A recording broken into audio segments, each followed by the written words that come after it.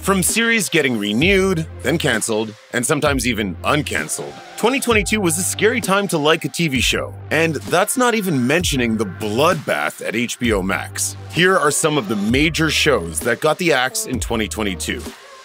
The Netflix series Warrior Nun, which first premiered in 2020, starred Alba Baptista as Eva Silva, an orphan who wakes up in a morgue and realizes she has supernatural powers. Eva learns that she is the chosen one and is part of the Order of the Cruciform Sword, an ancient cabal of warrior nuns. Both the forces of good and evil want to use Eva's powers, and she must fight to define her own destiny. Fans of the show were compelled by the life and death action, as well as the burgeoning relationship between Eva and fellow nun Beatrice. Sadly, fans' excitement about the show wasn't enough to save it from cancellation. In December 2022, it was announced that the series would not return for Season 3. The decision to cancel the show is especially puzzling, considering Warrior Nun has the highest audience rating on Rotten Tomatoes of any Netflix original. Women and LGBTQ+ fans of the show were especially devastated by the cancellation, as Netflix seems to have a habit of canceling shows led by young women and queer people.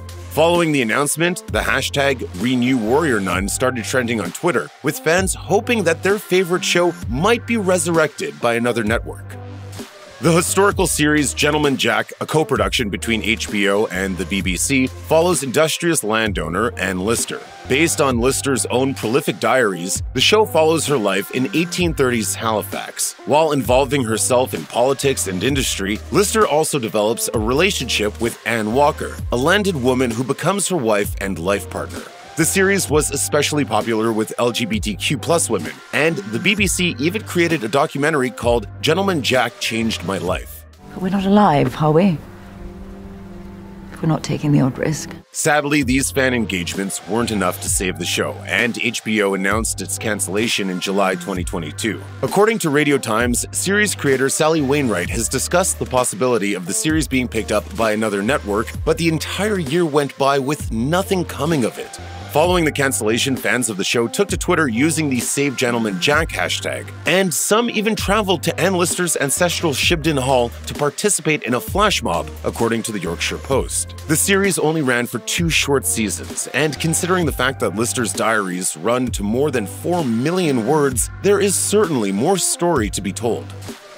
There is nothing quite like the HBO series Los Espookys. Set in an unnamed country in Latin America, the Spanish-language series follows a group of friends who start a horror-themed business where their job is to create terrifying scenes for their clients. The business is run by the horror-loving Ronaldo, who is joined by his best friend and sisters. The series is a hilarious, strange, and surrealist comedy like no other. Unfortunately, HBO canceled the series after only 2 seasons, much to the disappointment of fans. Many fans mourned the loss of a truly unique Latino show that did not revolve around US interests. TV critic Emily Nussbaum took to Twitter to voice her frustrations, writing, "It was a silly, confident, stylized comedy with fantastic characters set in a highly specific camp queer satirical universe. It was a bit like What We Do in the Shadows, swashbuckling comedy that never pandered. You'd think I'd be over shows getting axed, but it deserved 3 or more seasons."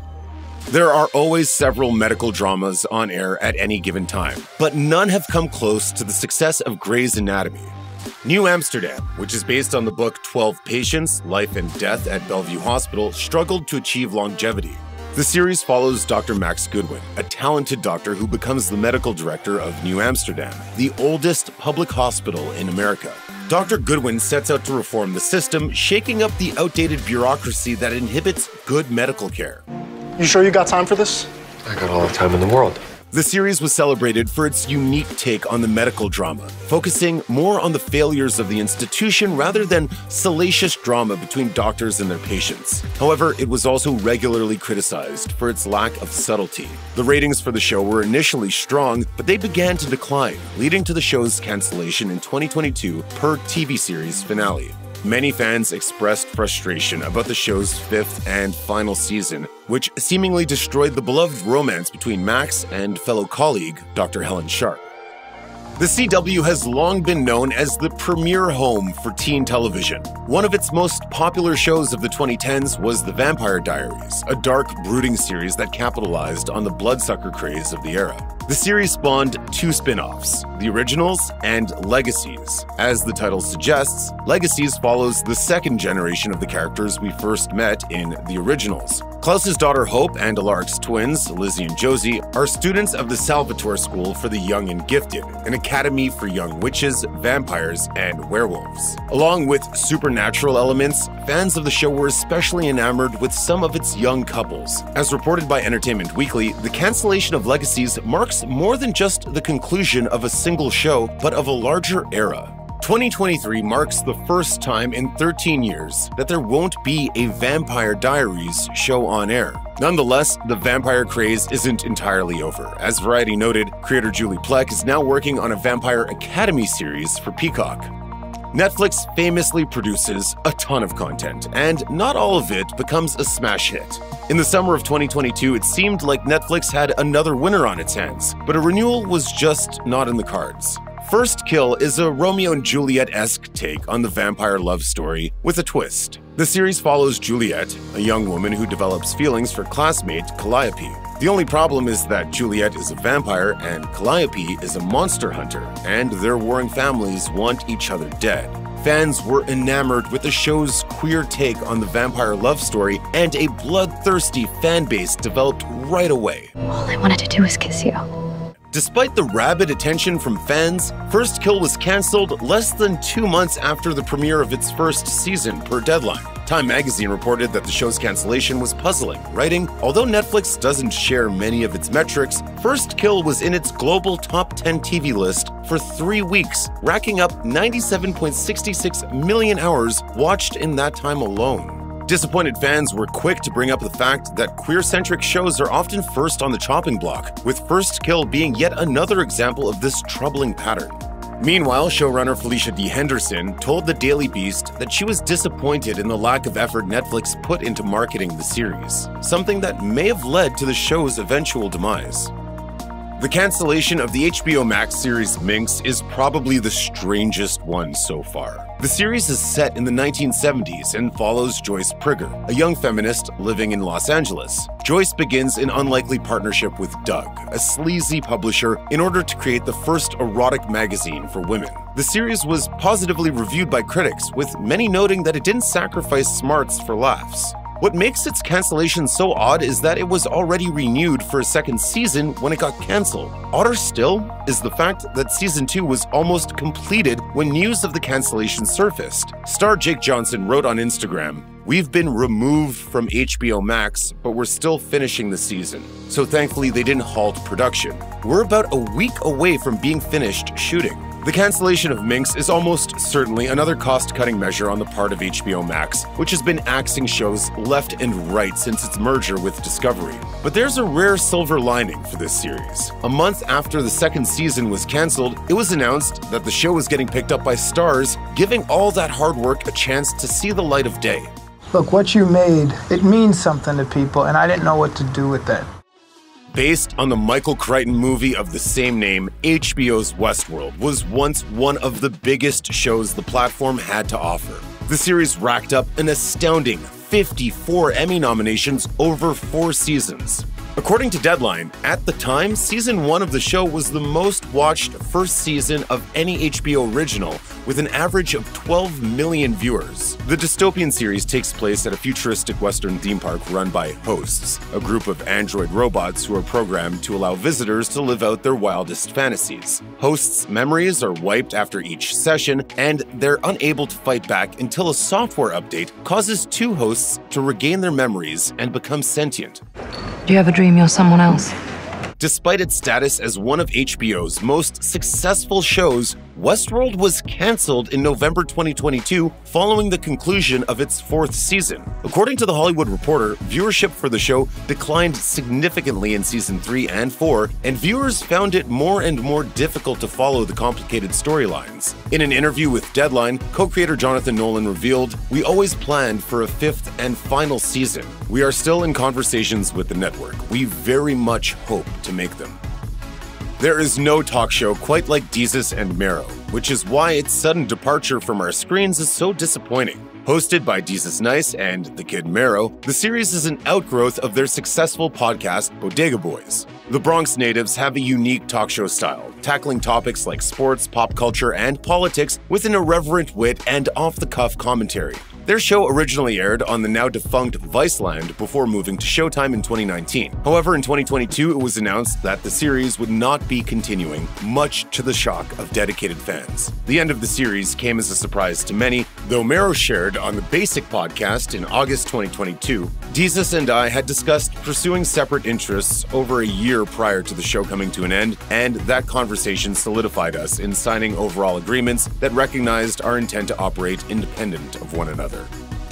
Reboots are not always successful, but it seemed like Peacock's new vision for Saved by the Bell might be one of the lucky ones. The series, which premiered in 2020, focused on a new generation of students at Bayside High following the governor's order to transfer low-income students to the prestigious school. The show also brought back several characters from the original, including AC Slater, played by Mario Lopez, Jesse Spano, played by Elizabeth Berkley, and Mark Paul Gosselaar's Zach Morris. The show was reviewed positively by critics, with The Guardian writing, "The reboot depicts social issues in a way that feels authentic and in line with the show's tone."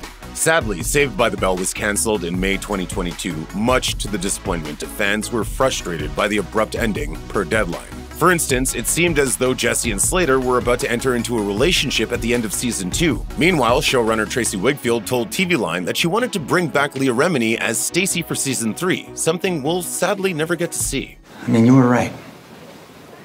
The only way through hard things is together. Legendary focused on the queer and trans-centric ballroom community and followed the format of reality shows like Project Runway and America's Next Top Model. Each season saw several teams, known as houses, show off their voguing skills and fashion designs for the chance to win a cash prize. Legendary was a joyful and important experience for viewers and participants alike. As one of the few shows on air that centered on the talents of queer black folks, fans were understandably upset when the series was scrapped in December 2022. Reporting on the cancellation, Them wrote, "During a time of anti-LGBTQ+ backlash, the talent behind the show said they felt a particular urgency with the third season to represent and support young queer people by showcasing their talents."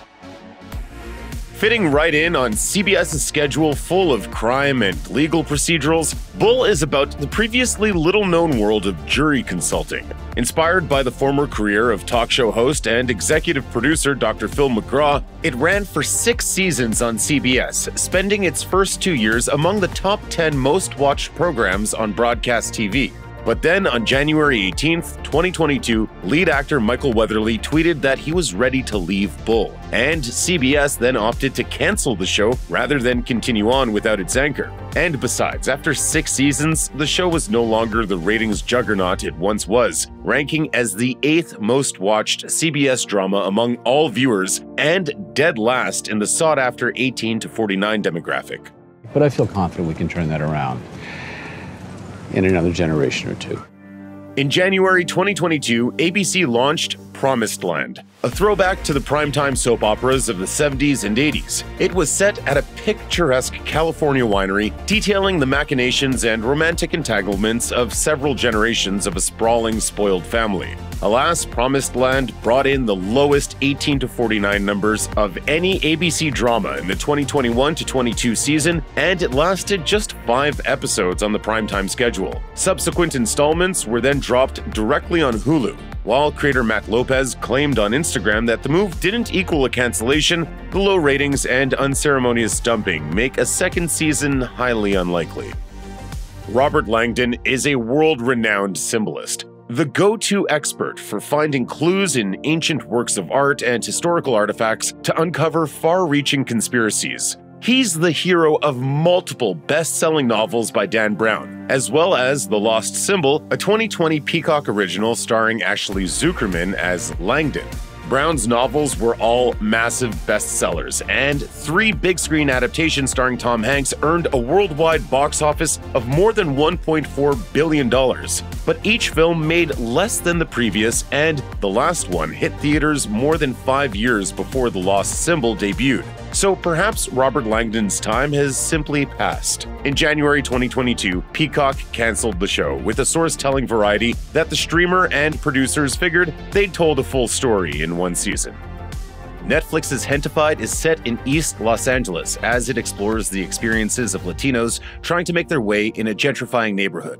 It centers on the Morales family as they keep their grandfather's restaurant open, pursue their own dreams, and fight against the twin menaces of immigration officials and gentrification. Despite early signs of success, including strong critical notices, Gentefied traded in quality over quantity and never attracted a sizable audience, or at least not one large enough for Netflix to justify a third season. The streamer doesn't release specific viewership numbers for any of its shows, but according to Deadline, the second and ultimately final season of Gentefied never made an appearance on the Netflix Top 10. Anne M. Martin's beloved Babysitter's Club books are cultural touchstones for many readers who grew up in the 80s and 90s and lapped up the heartwarming stories of tween girl small business owners in suburban Connecticut. The books have been adapted before, but Netflix's version that debuted in 2020 earned an outsized amount of praise. Despite this critical success, The Babysitter's Club was canceled in March 2022 after 2 seasons. In an interview with Vulture, creator Rachel Schuchert revealed that even though the series pulled in solid viewership numbers, it may not have been watched in the manner most preferable to Netflix. Schuchert hypothesized that the streamer wants to devote more resources to widely appealing shows that are immediately binge-watched upon release and draw in new markets rather than quieter shows with a more niche audience. But still, everyone got a little of what they needed that day.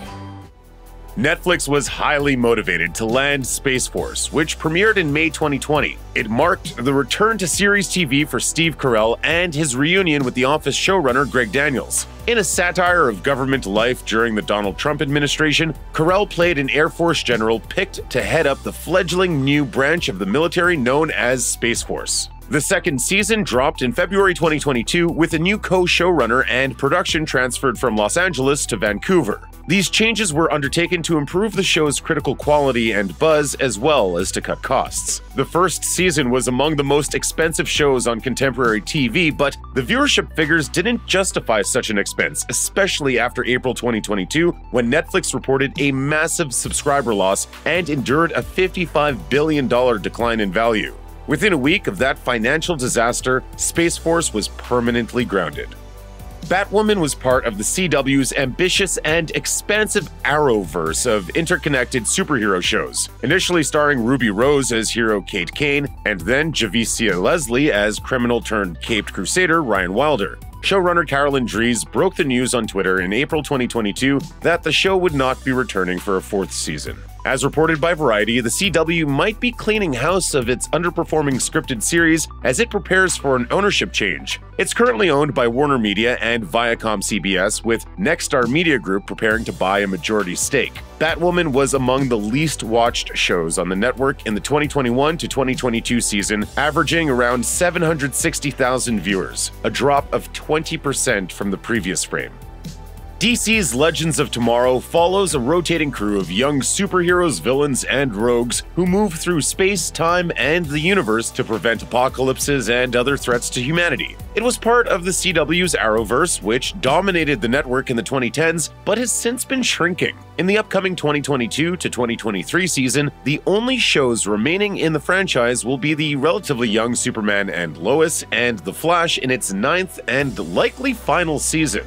Legends of Tomorrow was among the oldest and least popular Arrowverse shows, concluding after 7 seasons and attracting fewer viewers than the superhero shows that survived. It reportedly pulled in an average of just 860,000 watchers in what wound up being its final season. Less than a month after the axe fell, the CW continued to clear out its schedule and production slate when it canceled 7 more hour-long dramas, including Dynasty, Charmed, 4400, Roswell, New Mexico, In the Dark, Legacies, and Naomi.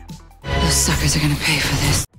Countless millennials look back fondly on the elaborately produced kids' game show Legends of the Hidden Temple. Like a mini Indiana Jones-style adventure in a competitive format, the 90s series pitted 6 duos against each other as they raided a supposedly ancient temple lorded over by a talking stone head named Olmec in search of a priceless artifact. Like many fondly remembered 90s shows, Legends of the Hidden Temple earned a reboot when it arrived on the CW in October 2021. This revamped, bigger-budget version boasts an elaborate set and features grown-up contestants instead of kids. Comedian Cristela Alonso hosts, while D. Bradley Baker reprises the role of Olmec, who remains as eerily impressive as ever. Sadly, the revamped Legends was met with historically bad ratings, as it reportedly averaged fewer than 300,000 viewers. Unsurprisingly then, it was cancelled in June 2022. Perhaps the nostalgia craze that's been gripping TV lately is finally over. Or maybe the new Legends of the Hidden Temple simply failed to recapture the original's music.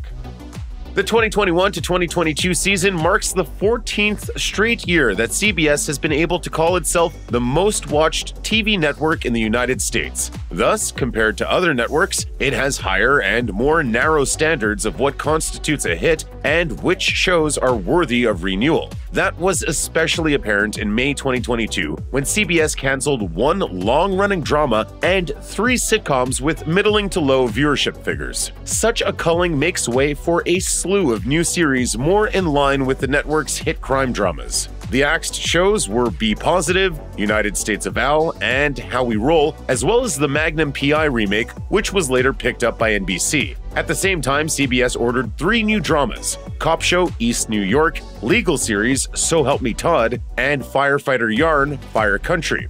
So Help Me Todd at least sounds like it'll be good for a laugh every now and then, but you couldn't really call it a comedy, and that's just fine with CBS. Maybe I should just let you be who you want to be.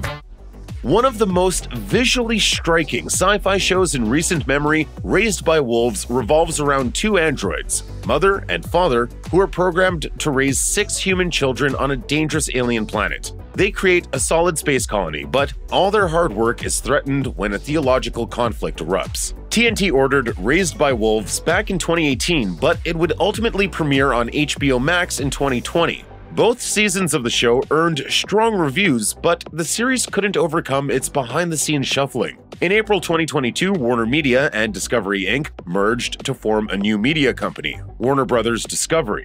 According to Raised by Wolves star Abu Bakr Salim, this merger brought an early end to many productions, including the sleek sci-fi show. He expressed hope, however, that it might be picked up and continue on another platform if enough fans push for a rescue. Following Nancy Drew and the Hardy Boys, the CW's Tom Swift was the latest gritty contemporary reimagining of a decades-old young adult novel series. Loosely based on the books that first appeared in print in 1910, Tian Richards portrayed the titled billionaire and tech genius who wages war with a shadowy global conspiracy he believes is responsible for the disappearance of his father. In the books, Tom Swift was a white teenage inventor, while on the show, he's a gay, black billionaire in his 20s. But that big change did little to grab audiences' attention. The ratings were strikingly low, with a negligible 0.1 rating in the coveted 18 to 49 demographic. As reported by Deadline, the show's edgy content may have been what really led to its demise, as Nexstar Media Group is set to acquire the CW and reportedly isn't interested in programming that isn't squeaky clean. Debuting in February 2020, Fox's quick-witted animated family sitcom Duncanville arrived packed with talent. Co-created by Amy Poehler and longtime Simpsons writer Mike Scully, the show revolved around a wildly mediocre but self-aggrandizing teenage boy named Duncan, voiced by Poehler. A typical episode featured him bristling against parental control and hanging out with his crew of ne'er-do-well friends. Alas, Duncanville just couldn't perform at a competitive enough level for Fox, which boasts more animated shows in production than it has space for on its Sunday night animation block. With established hits like The Simpsons, Bob's Burgers, and Family Guy, and newer entries like Housebroken and The Great North, the network also had to make room for upcoming cartoons Krapopolis, produced by community creator Dan Harmon, and Grimsburg, starring John Hamm. The ratings for Duncanville Season 3 were so bad, averaging 530,000 viewers per episode, that Fox pulled it off the schedule and at some point will dump 6 unaired episodes onto Hulu. Leaving by. Why Women Kill is a darkly comic crime anthology detailing the events that led up to the titular murders. Debuting on CBS All Access in 2019, the first season concerned 3 different time periods where the same Pasadena house and cheating were involved. Season 2 followed in 2021 on CBS All Access successor Paramount Plus, with a standalone story about a new character driven to commit homicide. In December 2021, Paramount Plus ordered a new set of episodes of Why Women Kill. The show reportedly placed high on a top 10 list of the streamer's most popular and visible programs. The new slate of episodes went into pre-production, but then, on July 1st, 2022, Paramount Plus reversed course and decided that it didn't want any more Why Women Kill after all, and canceled the series after just 2 seasons.